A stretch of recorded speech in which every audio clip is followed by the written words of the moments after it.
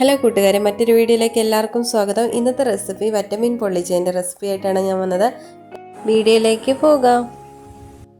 അപ്പോൾ ഈ മീനൊന്ന് മാരിനേറ്റ് ചെയ്തെടുക്കാൻ വേണ്ടിയിട്ട് നമ്മളിവിടെ ഒരു കൂട്ടുണ്ടാക്കുവാണ്. അതിന് വേണ്ടി മുളക് പൊടി ഞാൻ എടുത്തിട്ടുണ്ട്, ഉപ്പ്, മഞ്ഞൾപ്പൊടി, കുരുമുളക് പൊടി എടുത്തിട്ടുണ്ട്.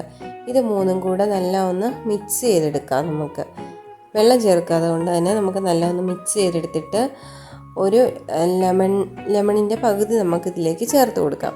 ചേർത്ത് കൊടുത്തിട്ട് ഇത് നമുക്ക് നല്ല ഒന്ന് മിക്സ് ചെയ്തെടുക്കാം. മിക്സ് ചെയ്തെടുക്കുന്ന സമയം തന്നെ നമുക്ക് കുറച്ചുകൂടെ വെള്ളം വേണമെന്നുണ്ടെങ്കിൽ കുറച്ചുകൂടെ വെള്ളം കൂടി ചേർത്ത് നമുക്ക് നല്ല ഒന്ന് മിക്സ് ചെയ്ത് നമുക്ക് എടുക്കാവേ. അപ്പോൾ ഞാൻ നമ്മുടെ മീനിനകത്ത് ഇതെല്ലാം മസാലയെല്ലാം നല്ല തേച്ച് പിടിപ്പിക്കുകയാണേ. അപ്പോൾ നല്ല ഒന്ന് വരഞ്ഞു കൊടുക്കണം, നല്ല ഉള്ളോടെ ചേർത്ത് നല്ല ഒന്ന് വരയണം, എന്നാലേ നമുക്ക് മസാല നല്ല തേച്ച് പിടിപ്പിക്കാൻ പറ്റത്തുള്ളേ. അപ്പോൾ നമുക്കിതെല്ലാം തേച്ച് പിടിപ്പിച്ചിട്ട് വരാം. മസാലയെല്ലാം തേച്ച് പിടിപ്പിച്ച് ഇവിടെ വെച്ചിട്ടുണ്ടേ. അപ്പോൾ നമുക്കൊരു അരമണിക്കൂർ കഴിഞ്ഞിട്ട് വേണം ഇത് നമുക്കൊന്ന് ഫ്രൈ ചെയ്തെടുക്കാനേ. അതേപോലെ തന്നെ എൻ്റെ ചാനൽ കണ്ട് ഇഷ്ടപ്പെടുന്ന എൻ്റെ കൂട്ടുകാരെല്ലാം ഒന്ന് സബ്സ്ക്രൈബ് ചെയ്ത് സപ്പോർട്ട് ചെയ്യുക. തൊട്ടടുത്ത് കാണുന്ന ബെല്ലൈക്കണും കൂടി എനേബിൾ ചെയ്യുക. അപ്പോൾ ഈ മീനിന് വേണ്ടിയിട്ട് ഒരു മസാല തയ്യാറാക്കാൻ വേണ്ടിയിട്ട് ഞാനൊരു പാൻ അടുപ്പത്ത് വെച്ചിട്ടുണ്ട്. അതിലേക്ക് ഞാൻ കുറച്ച് ഓയിൽ ഒഴിച്ചിട്ടുണ്ട്.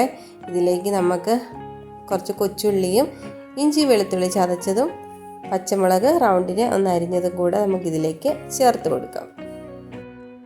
ഇതൊക്കെ ചേർത്ത് കൊടുത്ത് നമുക്ക് നല്ല ഒന്ന് വഴറ്റിയെടുക്കാം.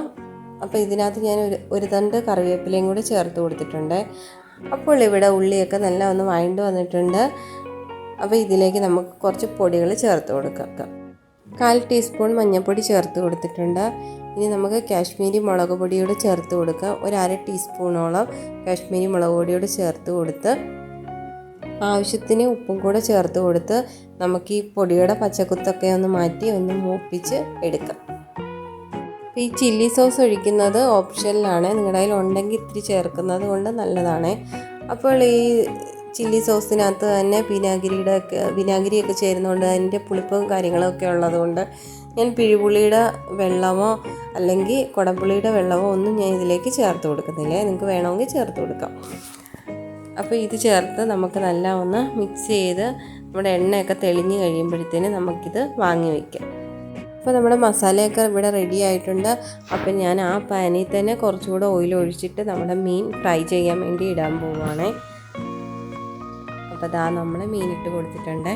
നമുക്ക് നല്ല ഒന്ന് ഫ്രൈ ചെയ്തിട്ട് വരാം.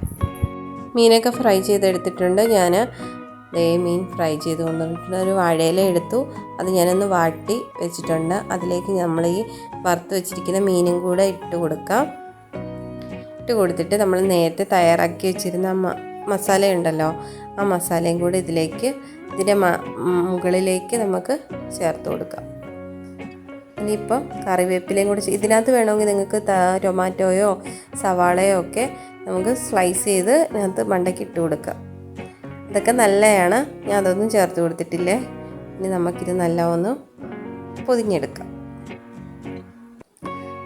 അപ്പോൾ ഇവിടെ ഞാൻ പൊള്ളിക്കാൻ വേണ്ടി ഒരു പാനിനകത്ത് കുറച്ച് ഓയിൽ ഒഴിച്ചിട്ട് അതിനെ മണ്ടയ്ക്ക് വെച്ചിട്ടുണ്ട്. ഇനി നമുക്ക് നല്ല പൊള്ളിച്ചെടുക്കാം.